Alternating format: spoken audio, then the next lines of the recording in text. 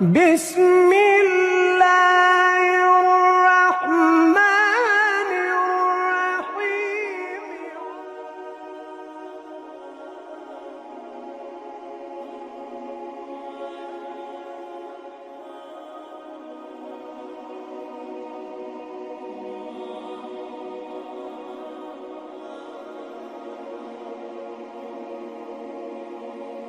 السلام علیکم ورحمۃ اللہ وبرکاتہ۔ ناظرین اکرام، اللہ تعالیٰ سے دعا ہے کہ وہ ہمیں صبر، حکمت اور سچ بولنے کی توفیق عطا فرمائے، ہمارے دلوں کو نرم رکھے اور ہمیں فتنوں سے بچائے، آمین ثم آمین۔ پیارے دوستو، غصہ اور جلد بازی بڑے نقصان کا سبب بنتی ہے۔ ہمیشہ صبر، مشورہ اور شریعت کے راستے پر چلیں، یہی قوم کا بچاؤ ہے۔ پچھلی قسط میں ہم نے دیکھا تھا کہ قصاص عثمان رضی اللہ عنہ کا مطالبہ، گورنروں کی تبدیلی اور بیت المال کی اصلاح نے کس طرح ماحول کو گرم کیا۔ آج ہم بتائیں گے کہ وہ تیاریاں کیسے حقیقت بنی، جنگ جمل میں کیا ہوا، نقصان کتنا ہوا، کون قیدی ہوئے، کون شہید اور زخمی ہوئے، اور اس کے بعد امت پر کیا اثرات پڑے۔ ساتھ ہی یہ بھی بتائیں گے کہ جنگ صفین کا بیج کیسے پڑا۔ وہ دن جب چیزیں بگڑنے لگیں، مدینہ، کوفہ، بصرہ، ہر جگہ لوگ پریشان اور غمگین تھے۔ بصرہ میں خاص طور پر غصہ اور انصاف کی تڑپ بہت زیادہ تھی۔ لوگ کہتے تھے عثمان رضی اللہ عنہ کا خون ابھی تک بے حساب ہے،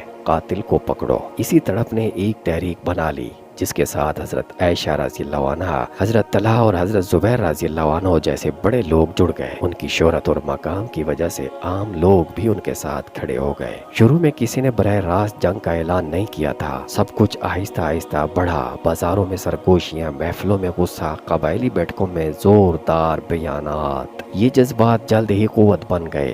کچھ لوگ دنیاوی مفاد کے لیے، کچھ ذاتی غم کی وجہ سے، اور کچھ انصاف کا بھڑکایا ہوا احساس لے کر نکل پڑے۔ بصرہ سے قافلے نکلے، اونٹ، گھوڑے، علم اور نشان ساتھ تھے۔ کچھ نے اسے انصاف کی راہ کہا، کچھ نے کہا یہ اقتدار کا کھیل ہے۔ جب یہ قافلے کوفہ اور مدینہ کے قریب آئے تو ماحول انتہائی کشیدہ ہو گیا۔ مذاکرات کے باوجود حل ممکن نہ ہوا۔ حضرت علی رضی اللہ عنہ نے امن کی بہت کوشش کی کہ قبائل کے سرداروں کو بلائے، دروازوں پر پہرے بڑھائے اور لوگوں کو سمجھایا انصاف ضرور ہوگا مگر شریعت اور امت کے فائدے کے مطابق۔ مگر بعض حلقوں نے اس نرمی کو کمزوری سمجھ لیا اور حالات پھٹ پڑے۔ میدان جنگ میں جب دونوں طرف کے لشکر آمنے سامنے آئے تو کوشش ہوئی کہ جھگڑا ٹلے، مگر رات میں کچھ شرپسند حرکتوں نے ماحول خراب کر دیا۔ صبح ہوتے ہی لڑائی پھٹ پڑی۔ ایک طرف حضرت علی رضی اللہ عنہ کے حمایتی، دوسری طرف حضرت عائشہ رضی اللہ عنہ، حضرت طلحہ اور حضرت زبیر رضی اللہ عنہ کے لوگ تھے۔ تلواروں اور نیزوں کی گھنٹیاں بجیں، گھوڑوں کے قدم اور لوگوں کے چیخو پکار سے میدان گونج اٹھا۔ یہ جنگ صرف لڑائی نہیں تھی، یہ دلوں کا ٹوٹنا، ذاتی غم، سیاست اور غلط فہمیوں کا امتزاج تھا۔ ناظرین کرام، اب ہم نقصان اور اعداد و شمار کی طرف آتے ہیں۔ مورخین میں اختلاف ہے مگر اندازہ یہ ہے کہ شہداء جمل کی تعداد مختلف ماخوذ کے مطابق تقریباً 10,000 سے 20,000 تک بتائی جاتی ہے۔ بعض حساب کم بھی بتاتے ہیں مگر بڑے پیمانوں پر جانوں کا ضیاع ہوا۔ دونوں طرف شہداء کی کل تعداد ہزاروں میں ہے۔ عام فوجیوں اور عام لوگوں کا ہی زیادہ نقصان ہوا۔ نمایاں شہداء میں حضرت طلحہ رضی اللہ عنہ شامل ہیں۔ حضرت زبیر رضی اللہ عنہ بھی اسی واقعے میں شہید ہوئے۔ ماخذ میں کچھ فرق ملتا ہے مگر ان کی شہادت ثابت مانی جاتی ہے۔ ہزاروں زخمی ہوئے جن میں صحابہ، تابعین اور عام سپاہی شامل تھے۔ بہت سے زخمی بعد ازاں شفا یاب ہوئے، کچھ شہید ہوئے۔ جنگ کے بعد لوگوں کو پکڑا گیا مگر حضرت علی رضی اللہ عنہ نے معافی اور رحم کا مظاہرہ کیا۔ بڑے اکابر کو عزت سے رکھا گیا اور بہت سے عام جنگجو بعد میں رہا کر دیے گئے۔ خاص طور پر حضرت عائشہ رضی اللہ عنہ کو عزت کے ساتھ محفوظ رکھ کر مدینہ بھیج دیا گیا۔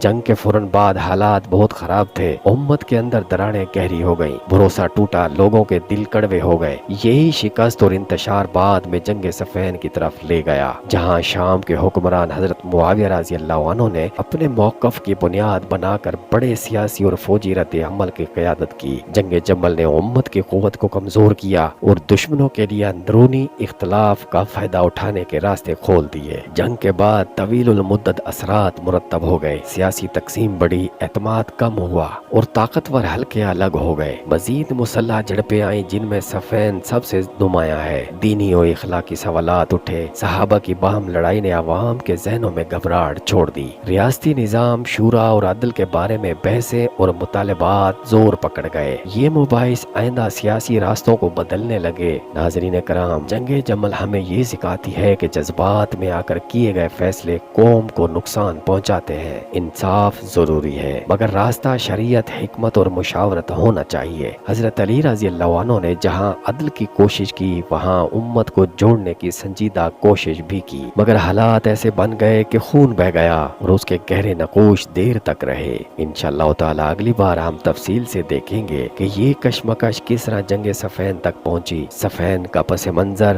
اس کی ابتدا اور بڑے واقعات ہم تفصیل سے بیان کریں گے۔ آپ سے گزارش ہے کہ ویڈیو کو لائک کریں، شیئر کریں اور ہمارے چینل حق آواز اردو کو سبسکرائب کرنا نہ بھولیں۔ آپ کی سپورٹ ہی ہمیں سچ اور مستند تاریخ پہنچانے کی ہمت دیتی ہے۔ جزاکم اللہ خیرا، والسلام علیکم ورحمۃ اللہ وبرکاتہ۔